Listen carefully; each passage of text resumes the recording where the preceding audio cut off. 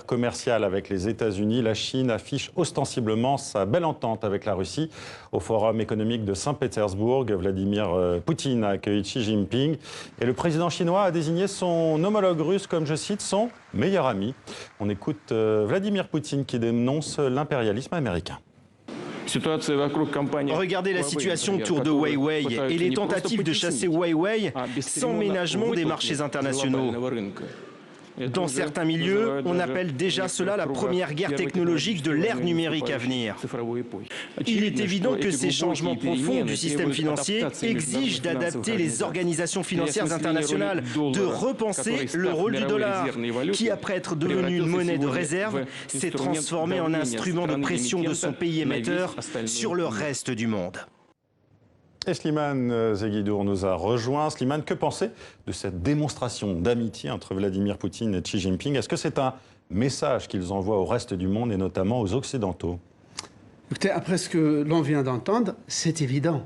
La Russie et avec elle la Chine veulent constituer un pôle alternatif au pôle euro-américain qui, selon eux, domine trop la planète.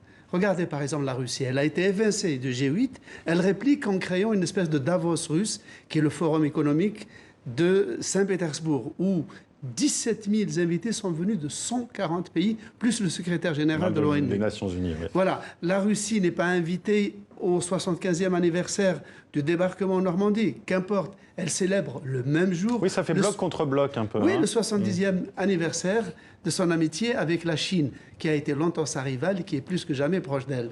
Alors la Chine et la Russie ont aussi réaffirmé leur présence dans le Pacifique, un terrain de jeu disputé aussi avec les États-Unis.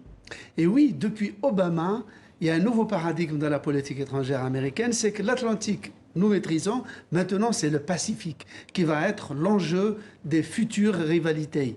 Et l'Amérique réaffirme sa vocation pacifique, par où passe 40% du commerce mondial. Eh bien, là-dessus aussi, Russie et Chine réaffirment leur vocation pacifique et Pékin et Moscou se soutiennent dans tout. Par exemple, Moscou ne souffle aucun mot sur le sort réservé à la minorité musulmane des Ouïghours par les Chinois, ni sur ce qui se passe au Tibet. Et en retour, la Chine appuie fermement la Russie sur tous les dossiers, notamment l'Ukraine et la Syrie.